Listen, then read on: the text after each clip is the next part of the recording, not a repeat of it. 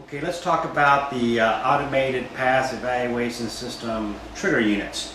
The trigger units are used to trigger the pass cameras whenever a dog breaks the start line plane. The way they work, they sense the LED that's on the light poles, the EGS start poles, and when that LED turns from green to red, that indicates the infrared beams that go between the light poles have been broken, or the start line plane has been broken. So the electronics that come with APES, the automatic pass evaluation system, detect that change in LED color, and when that LED changes color, they transmit a trigger to their camera, and then you get a snapshot at the exact instance the dog broke the start line plane. If we look at one of these, there's one for the right and one for the left lane. They're labeled. Right trigger unit, you've got left trigger unit. The actual sensor is inside the PVC. So you put the trigger unit right over the start line pole that's closest to the box, the one on the outside of the lane closest to the box, and you make sure it seats down all the way. There's a little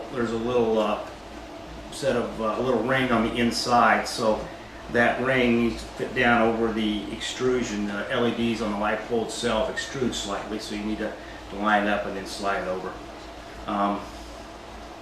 The top of the trigger unit has a push button for turning it on and off and for configuring it. Normally you will not need to configure it except special things. And it has a charging jack. And if you have when the plug's in the charging jack, that totally disconnects the battery from the electronics, so you get zero power dissipation. So to turn the charging unit on, you just remove this plug, and it should come up in the power on state. And the way you know it's powered on is there should be a slowly blinking, I think it's once every 4 or 5 seconds, a green LED. That green LED should just flash or blink every 4 or 5 seconds. And let me just check that it's on. Yes, it is on. Depending on these, when you unplug it, you might get enough bounce that it actually goes down in the power down state. If you did that, the way you can test, if you don't see it blinking green, you just tap the on-off button on the top. You just tap it. If it flashes 5 red times, it was on and you just powered it off. If you do that, just tap it again and it should flash 5 green times, indicating that it's on. And it looks like I did that okay.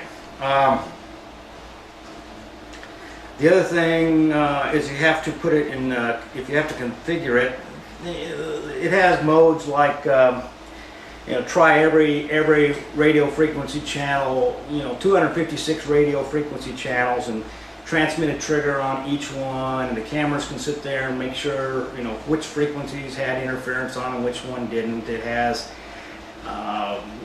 tell me how bright the EGS light pole LED is and transmit that to the laptop. It's got a bunch of sort of diagnostic modes that you can put them in. The only one that I think might be of interest, at least for a while, is the trigger sensitivity. You want to set the trigger sensitivity high so that a very slight change in light will initiate a trigger. That minimizes the delay between when the dog actually breaks the start line plane and when the trigger gets sent to the camera. Even a very small delay, those dogs are moving fast, can result in a snapshot just slightly later than what you'd like. A high trigger unit sensitivity means a low voltage threshold. It takes a very small change in light or voltage change to initiate a trigger. Low sensitivity means high voltage. High sensitivity means low voltage change. And what we'll program is a voltage threshold. That's why low counts correspond to high sensitivity. High counts correspond to So put it in configuration mode. You push and hold the button until you see a flashing red light. Then you release it. Now you'll see it blinking a series of, counting for you. This goes 1, 1, 2, 1, 2, 3. That was 5. Now it's going 6. I think it'll go up to, now it's back to 1, then 2. So keep going through and prompting you. So it's asking you which parameter do you want to program. So in this case, there's a menu that is in the trigger unit box that tells you what options are programmable. We're going to play with the trigger threshold, which is parameter 5. So wait till we see it blink 5 times. 1, 2, 3, 4, 5, 6. I just missed it once. 1, 2, 1, 2, 3, 1, 2, 3, 4, 1, 2, 3, 4, 5. Now push and hold until I see it count back exactly 5 times.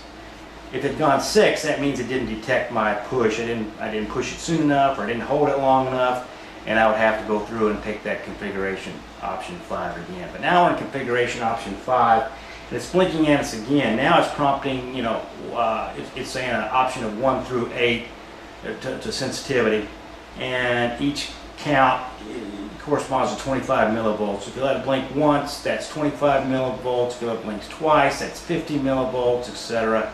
We're going to put it at 50 millivolts for right now. So we'll wait and see till we see the LED flash twice. We'll push and hold the button, and then when it acknowledges that by blinking twice back at us, we'll release and it'll be programmed. So let's wait till we see 2 flashes. There's 1.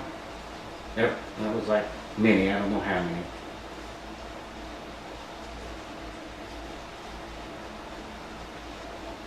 I think it goes up to 10 in this case, so that would give you up to 250 millivolts for the lowest trigger sensitivity. 1, 2, push and hold. 1, 2, back, release. Now it's programmed. Should go back to now we're just seeing a blink every few seconds. You can test that it actually is sensing light. Pick a because I have a flashlight in here. You can just swipe it across there and you'll see the red light will turn on whenever it sees that light. So it's quite sensitive. In this case, we're just seeing the reflection of the LED off the countertop here.